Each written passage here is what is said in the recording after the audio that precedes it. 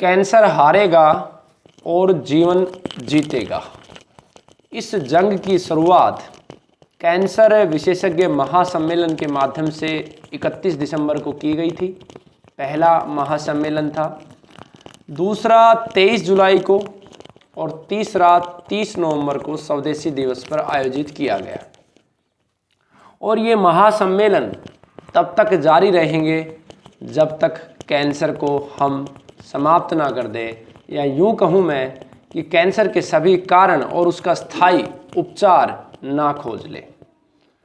बहुत सारे साथियों के, कार्यकर्ताओं के मन में बड़े बड़े प्रश्न उबाल देते होंगे। 30 नवंबर को भी बहुत सारे वैद्यों के मन में प्रश्न होंगे, बहुत प्रकार के विचार चलते होंगे। आप सब परिचित हैं, इन तीनों ही सम्मेलनों में गुरुकुल पहले स्थान पे रहा है। तीनों बार गुरुकुल विजेता रहा है। स्वाभाविक सी बात है, हर किसी के मन में ये प्रश्न भी उमड़ेगा कि मुख्य रूप से इन सम्मेलनों में भूमिका भी गुरुकुल की ही रहती है, तो कहीं ऐसा तो नहीं है कि ये सारी चीज़ें किसी विशेष प्रकार के प्रचार का एजेंडा हो। तो मैं कुछ चीज़ें आप तक पहुंचाना चाहता हूं। वो मुख्य बातें ये है कि गुरुकुल का उद्देश्य कभी भी ये नहीं रहा था कि वो इन प्रतियोगिताओं में प्रथम स्थान को प्राप्त करेगा। विशेष रूप से पहले सम्मेलन में तो ये ध्येय ही नहीं था कि इस प्रकार की कोई प्रतियोगिता हो। ध्येय सिर्फ ये था, और इसी उद्देश्य से चिकित्सकों को बुलाया गया था कि जिन्होंने 20 से ज़्यादा कैंसर रोगियों को ठीक किया हो। लेकिन उसमें जितने प्रतिभागियों ने भाग लिया उनका नाम भी हमने जारी नहीं किया था। कौन फर्स्ट था, कौन सेकंड था, ये भी हमने जारी नहीं किया था। हालांकि पहला स्थान गुरुकुल का ही था। ध्येय उस समय भी यही था कि अच्छे वैद्यों के माध्यम से एक रिसर्च टीम का निर्माण हो। लेकिन बहुत ज़्यादा संख्या में चिकित्सक नहीं पहुँचे। कुछ ने आंकड़ा प्रस्तुत किया, भेजा ईमेल, व्हाट्सएप, फ़ोन के द्वारा, फिर भी बहुत कम पहुँचे। दूसरे सम्मेलन में लगभग 243 वैद्यों ने भाग लिया। भाग लेने का अर्थ है कि ईमेल के माध्यम से, व्हाट्सएप के माध्यम से, टेलीफोन करके कि मैं उत्तराखंड से हूँ, मैंने 2 रोगी ठीक किए, मैंने 1 रोगी ठीक किए, ऐसे लोगों ने भाग लिया। तीसरे महासम्मेलन में भी लगभग 274 लोगों ने भाग लिया। भाग लेने का यहाँ भी अर्थ यही था कि लोगों ने अपने आंकड़े दिए। उड़ीसा से एक वैद्य ने कहा कि वो आ नहीं सकते, लेकिन उन्होंने 2 रोगी ठीक किए हैं। झारखंड से भी वैद्यों के फ़ोन आए और पूरे भारत से वैद्यों के फ़ोन भी आए और उनके आंकड़े को एकत्रित भी किया गया। कुछ लिखे भी गए, कुछ ईमेल आए, कुछ व्हाट्सएप आए, उनसे 274 का आंकड़ा किया गया। हाँ, 100 से अधिक वैद्य वहाँ कार्यक्रम में उपस्थित भी हुए। और मूल रूप से जो उपस्थित हुए, जिनमें मैं यूँ कहूँ कि वास्तविक विजेता के रूप में तो सभी वैद्य थे जिन्होंने अपना आंकड़ा सबमिट किया। वो सभी समान थे और वास्तविक विजेता थे। लेकिन अगर मुझसे कोई ये पूछे कि कोई एक विजेता कौन है, तो मैं तो यही कहूँगा इसका एकमात्र विजेता अगर कोई है तो वो सुनील जोशी जी हैं, जो उत्तराखंड विश्वविद्यालय के वीसी भी हैं। और उन्होंने कैंसर की एक शोध शाखा का निर्माण किया है हरिद्वार में। उसका मुझे ज़्यादा नहीं पता, उन्होंने कार्यक्रम में बताया भी था कि उसका कुछ रजिस्ट्रेशन भी लिया है। और उन्हीं के शिष्य ने वहाँ प्रेजेंटेशन भी दी कि 50 रोगियों को देखा, 4 खत्म हो गए, 46 में अभी तक प्रोग्रेस है। उन्होंने अपनी कुछ समस्याएं भी वहाँ पर बताई कि कैसे हम उन समस्याओं को ठीक कर सकते हैं। उनके ऊपर भी आगे हम चर्चा करेंगे। तो वास्तविक विजेता वो थे, इसलिए थे कि उनके द्वारा बहुत सारे रोगी ठीक किए गए। लेकिन उनके पास जो उस समय व्यवस्था थी, उस व्यवस्था के अनुसार उन्होंने पवित्रता से रखा, तो वो वास्तविक विजेता थे। इसमें कहीं कोई शंका नहीं है कि उनके ठीक हुए हुए रोगियों की संख्या गुरुकुल के ठीक किए गए रोगियों से कहीं ज़्यादा होगी। लेकिन आंकड़ों का ये जो प्रतियोगिता है, आखिर ये क्यों आयोजित की गई, इसके पीछे का ध्येय क्या है?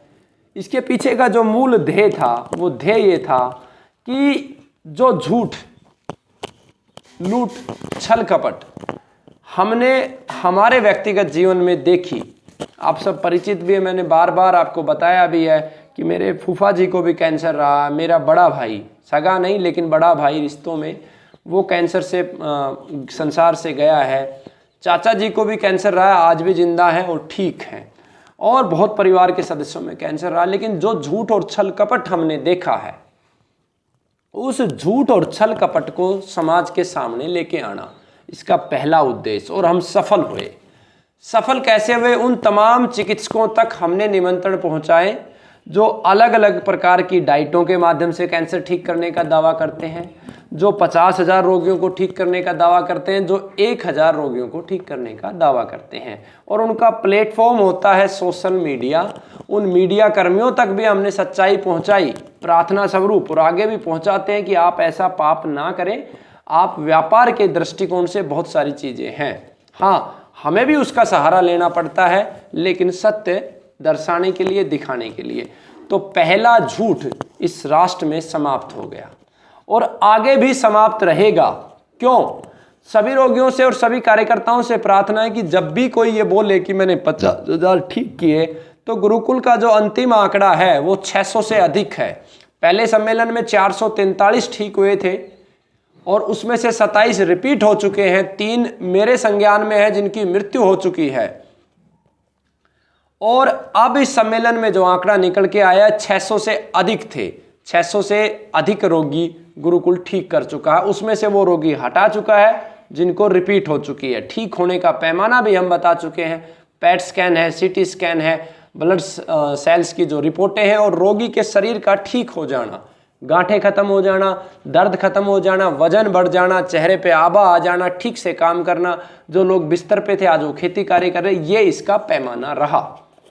तो आप जब भी ऐसा कोई बोले, आप ये कह सकते हो कि अगर आपके 600 से ज़्यादा थे तो उस प्रतियोगिता में क्यों नहीं गए, और नहीं भी गए तो आज गुरुकुल ये कहता है कि इस देश में कभी भी किसी ने 600 से अधिक का आंकड़ा प्रस्तुत किया, हमसे ज़्यादा प्रस्तुत किया, तो जो पुरस्कार हमें दुबई से, पृथ्वीराज फाउंडेशन से, IP जैन से, जो भी ये लगभग 2-2.5 लाख रुपए के पुरस्कार गुरुकुल को मिले हैं, वो खुशी खुशी गुरुकुल एक हर्ष उल्लास के साथ, एक उत्सव के साथ उस व्यक्ति को दे देगा। साथ में 2 लाख रुपए का नगद पुरस्कार इसके अतिरिक्त गुरुकुल उसे देगा।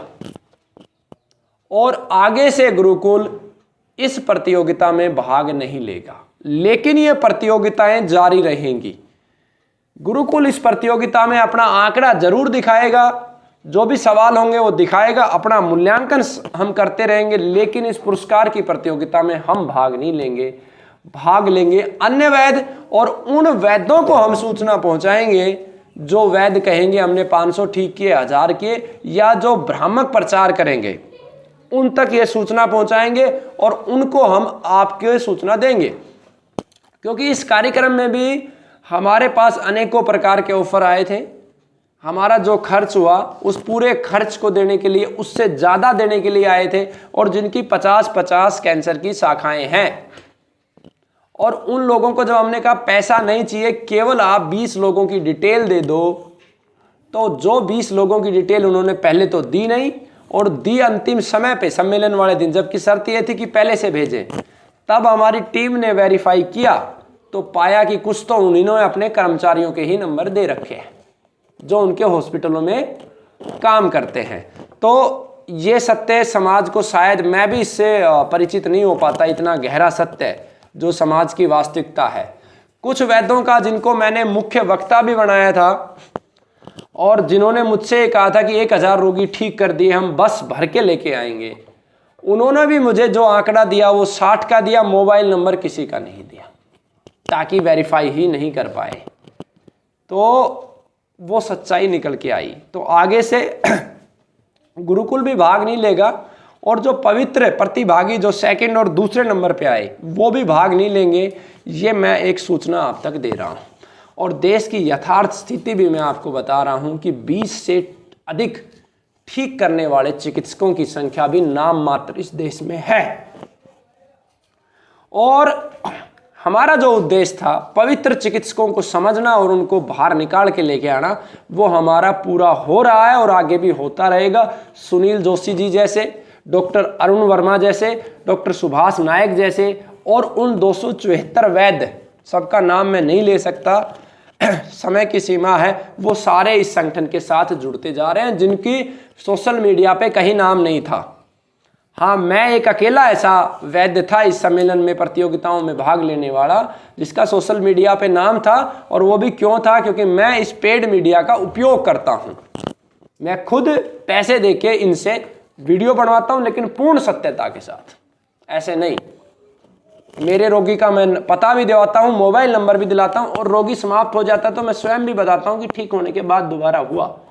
और प्रारंभिक दौर में हमने हमारे चैनल पे जो जिनको लाभ हुआ था, इम्प्रूवमेंट हुआ था, वो डाले हमने। बाद में हमने इसे अलग तरीके से लिया कि जो बिल्कुल ठीक हो जाते हैं, क्योंकि ठीक होने वाले रोगियों की संख्या काफ़ी बढ़ गई थी। तो पहला कार्य हमारा पूरा हुआ, लक्ष्य पूरा हुआ। दूसरा जो मूल लक्ष्य था कि एक ऐसी टीम गठित हो जाए, पूरे भारत में ऐसे चिकित्सक हो जाएं, जैसे पहले नियम होते थे कि 60 कोस से अधिक के रोगी को चिकित्सक देखते नहीं थे, ये प्रार्थना करते थे कि वहीं जाओ। वैद्य का भी नियम होता था कि 60 कोस से दूर का अगर कोई वैद्य होता था तो उस वैद्य को वो सारा ज्ञान दे देते थे। यानी कि मैंने जो समझा कि चिकित्सकों का कुछ धर्म होता था, तो उस धर्म का निर्माण इसके माध्यम से हुआ, जिसमें मुख्य 9 बिंदु रखे गए। मैंने पहले वीडियो में आपको बता चुका हूँ चिकित्सकों का धर्म, उसके अंदर और भी बिंदु ऐड किए जाएंगे और ज्ञान का आदान प्रदान होने लगा एक दूसरे वैद्य के साथ। ये दूसरी सफलता। और तीसरा जो पैरामीटर निर्माण की बात थी कि प्रत्येक वैद्य अपना आंकड़ा रखेगा और ये बताएगा मेरे लीवर कैंसर में इतने % रिजल्ट है, और जब भी लीवर कैंसर का रोगी जिस वैद्य के पास आएगा और उससे अधिक के रिजल्ट का कोई वैद्य उसके संज्ञान में है, तो वो उस रोगी से ही प्रार्थना करेगा कि आप पहले वहां जाएं, क्योंकि उसका रिजल्ट हमारे से ज़्यादा है। अब इस श्रेणी में बहुत सारे वैद्यगण जुड़ रहे हैं। अगले 2 वर्षों में पाओगे कि गुरुकुल एक ऐसी सूचना वेबसाइट या पोर्टल के माध्यम से देगा कि ये सारे वैद्य इस पैरामीटर में हैं और उनका परसेंटेज भी ईमानदारी से आपको मिलेगा। ऐसी मैं ईश्वर से कामना करता हूँ, मेरी टीम प्रयासरत है। तो एक रोगी को ईमानदार विकल्प मिल जाएगा कि हाँ, अगर मुझे आयुर्वेद में जाना है तो यहाँ पर मेरा परिणाम है। जो एक और लक्ष्य था कि रोगी के साथ होता क्या है, इस पे मैं अभी पूर्णता से नहीं कह सकता कि रोगी घर पे कैंसर के रोगी का पता चलता है और 40-50 लाख रुपए खर्च हो जाते हैं। ऐसी स्थिति को टालने के लिए भी एक रिसर्च टीम बन रही है कि रोगी की रिपोर्ट्स को देख के हम उसे ईमानदारी से ये बता सके कि इसकी संभावना ये है। ये ईश्वर का कार्य है, लेकिन लगभग संभावनाएं बताना कि इसकी संभावना इस रोगी की अगले 4 वर्ष, 5 वर्ष, 6 वर्ष हैं। आप इस पे कृपया 50 लाख, 60 लाख रुपए, अगर आपका आर्थिक सामर्थ्य बहुत ज़्यादा है तो ही खर्च करें। कम से कम पैसे में अधिक से अधिक आपकी लाइफ कितनी हो सकती है उसका मूल्यांकन मैं अभी नहीं कह सकता, क्योंकि ये ईश्वरीय विषय है, 100% कभी हो नहीं सकता ये। लेकिन फिर भी जितने रिसर्च हुए हैं, जिस प्रकार की व्यवस्था है, उसमें मैंने जीवन में बहुत सारी ऐसी माताओं को देखा है जिनके घर पे संघर्ष रहा, ऐसी बहनों को देखा है जिनके पति को कैंसर रहा और पूरा परिवार उजड़ गया, तो उसको एक लंबी लाइफ भी दे सकें, उसे ठीक करने का प्रयास भी कर सकें और उसका परिवार आर्थिक रूप से अपंग ना हो, ये व्यवस्था भी इसके माध्यम से आप तक पहुंचेगी। तो आप सबका बहुत बहुत धन्यवाद। आप की वजह से ये सब हो पाया, मेरे रोगियों की वजह से ये हो पाया। आप अपने सुझाव देते रहिएगा। वंदे मातरम, जय भारत। भाई राजीव दीक्षित अमर रहे।